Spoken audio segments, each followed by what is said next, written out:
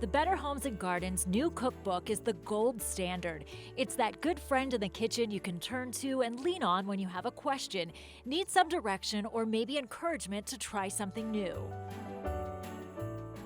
More than just a collection of recipes, for so many families, it's a tradition, a common thread weaving through generations of dinners, celebrations, and holiday meals, sparking precious memories of the people and food from our past.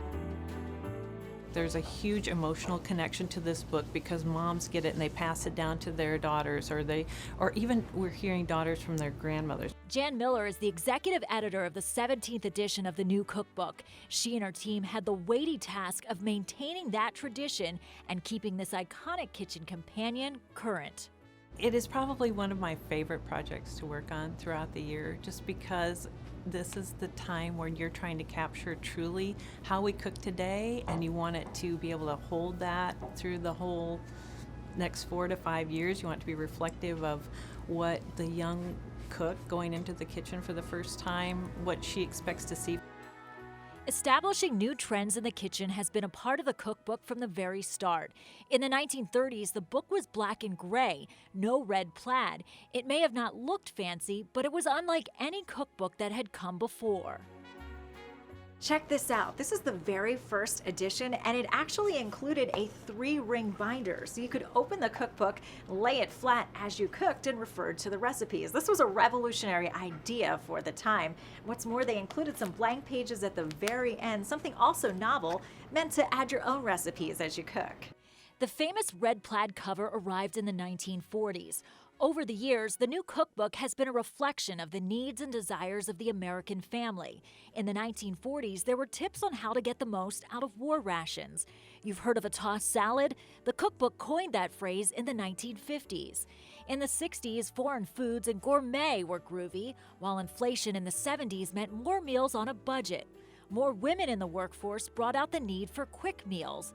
And the cookbook was ready when a new device called a microwave became all the rage. Today, the focus is on global flavors, healthy alternatives, fresh ingredients, offering up suggestions and options for making new and classic recipes to fit your lifestyle and taste. In this new plaid, we're including grain bowls, which we did not include in the last edition. The meatless chapter is so much greater. It's those kind of changes that we make to try to help make sure that we're relevant for the cook today. In a nod to the past, the latest version has a specially designed spine so it can lay flat on your counter. It includes more than 1,200 recipes, more than 1,600 photos, and an updated cover design so it looks at home either on your kitchen counter or coffee table.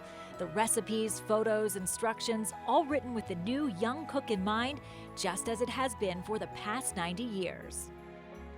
We show such great love for it now, and it's something that I know that we all cherish. I mean, it's just not a book in it for most of us.